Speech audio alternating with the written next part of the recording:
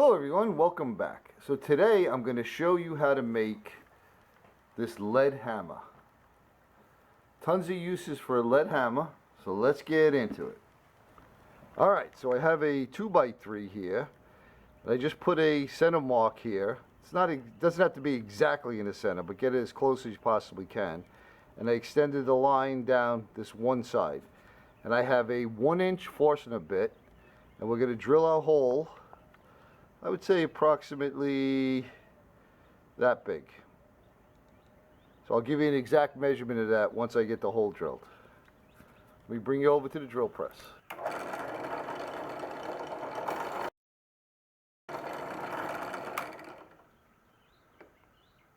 Alright, I'll continue with that hole and I'll show you what it looks like. Alright, so we have our 1-inch hole drilled, and it is 2 3/4 inches deep. So what we're going to do is we're going to make a mark at 2 3/4 inches.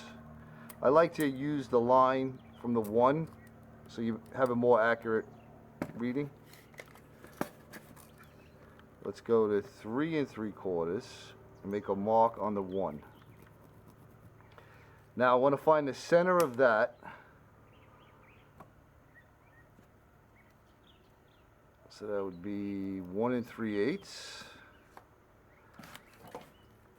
And then I'm going to leave myself a little extra that way because when I pour the lead in here, it's going to shrink. So I'm going to give myself just about 1/4 of an inch.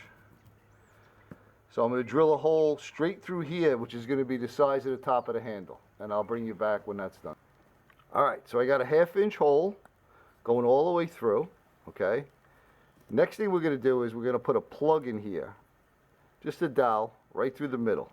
Okay, because once we're done, we're going to just take a little file and we're going to elongate this hole to make the eye so the head of the hammer doesn't turn. But first we're going to cast it. So I'm going to put a plug in here, and then I'm going to cast it, and I'll take you over to that. Alright, before I cast it, I wanted to just show you what I did. So I got a 1/2-inch dowel through there, and I just put a stabilizing piece of plywood on the bottom. Just threw 1 screw in it. So now I'll take you over to the barbecue, and we're going to barbecue up some lead. I'll be right back. Alright, so I just got some wheel weights in there, and health and safety warning, precaution. Lead is considered toxic, so make sure you're wearing some type of respirator and gloves. So when this gets melted up, I'll bring you back. Alright. Couple other important things. Make sure your wood mold is completely dry. Water and lead do not mix. It's a very dangerous combination. So we're going to get ready to pour, and probably my hand is going to be in the way, but it is what it is. Let me try to turn this actually. Alright.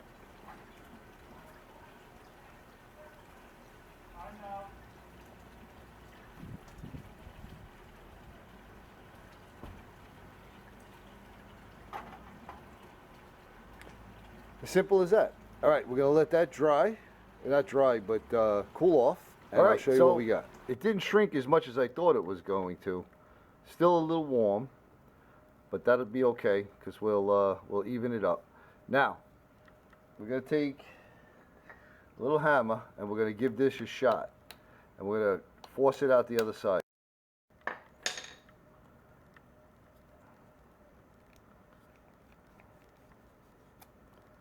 Perfect. Now we're going to take that same hammer. If this works out good, you can, cast a few of these out of this mold. But if it doesn't come out, we're going to have to break the mold. So,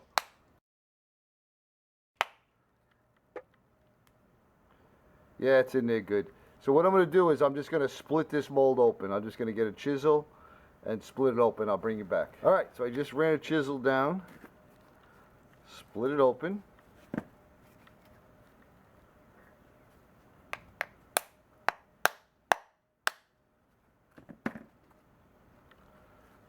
There she is. Now, as you can see, my measurements were way off. Way off. Probably by a good 1/2 inch. Wow.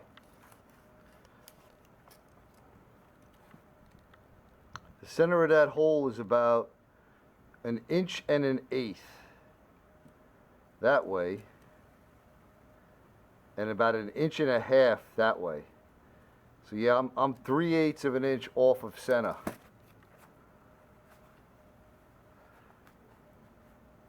So let's see if we can salvage this. If we file it into about there,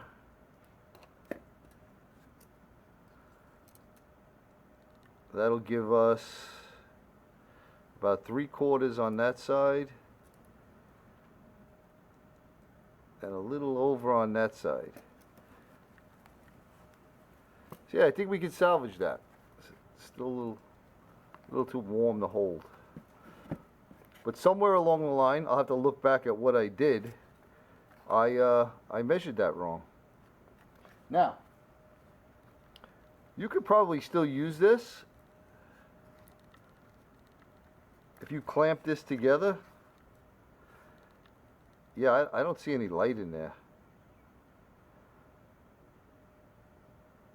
You could probably reuse this mold again if you wanted to make another head, but then again, the measurement's off, so probably wouldn't do that. But so what I'm going to do is I am going to take this over to the drill press, and I'm going to see, kind of get an idea of how big of an eye we can make. Yeah, I'm going to try that. I'm going to try to drill that out and make this bigger. If it doesn't work, we'll start over. So let me get to that, and I'll be right back. So I drilled it out. It didn't come out too bad, but I don't like it. I gave it a little file in there, and I just didn't like it.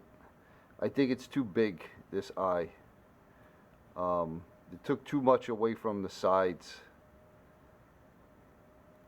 So, what I did, instead of scrapping the whole thing, was I put this back together, clamped it, and I drilled down a little bit deeper to get it more centered.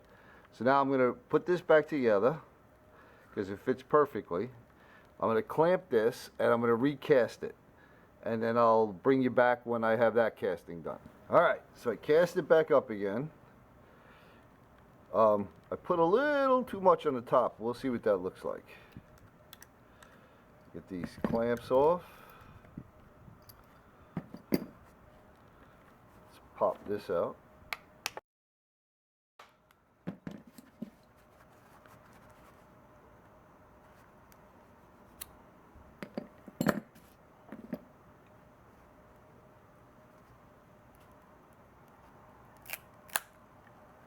Well, that's the end of that mold. Ah, it's looking much better.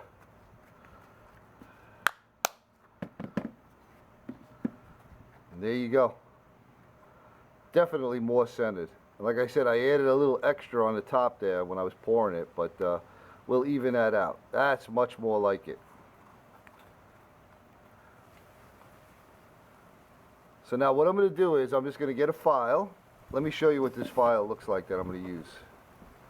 I'll be right back. Alright, so I'm going to take this file, very coarse, raspy file, and I'm going to just elongate this hole a little bit so that when I put on the handle, it doesn't spin. I don't want to bore you to death watching me file this, but lead files very, very easily.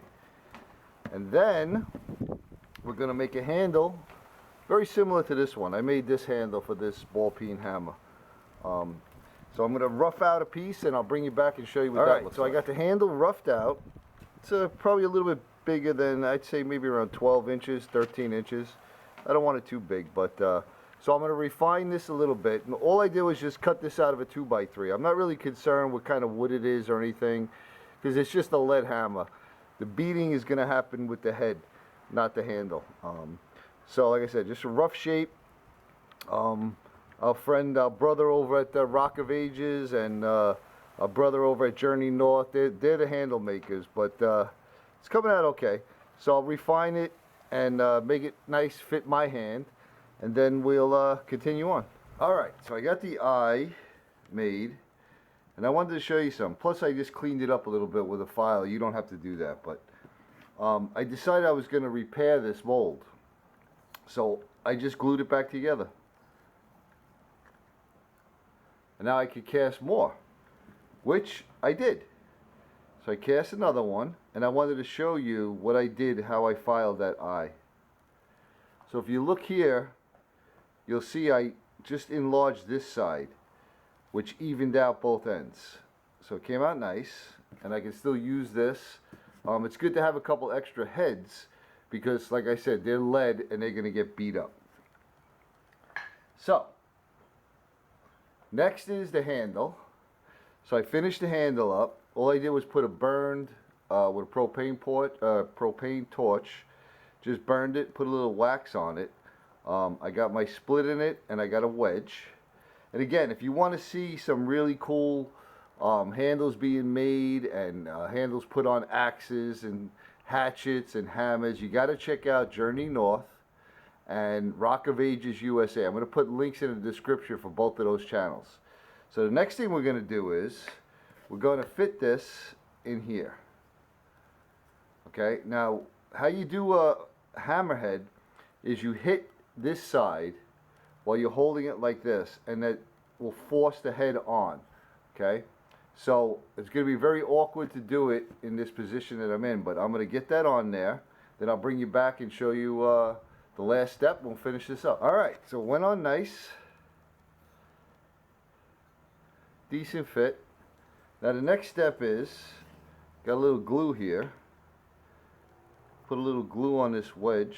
You don't need a lot. Get that started. Okay, I'm going to let that dry, and I will trim it off, and I'll be back. Alright, it's all trimmed up. Came out nice. Pretty straight.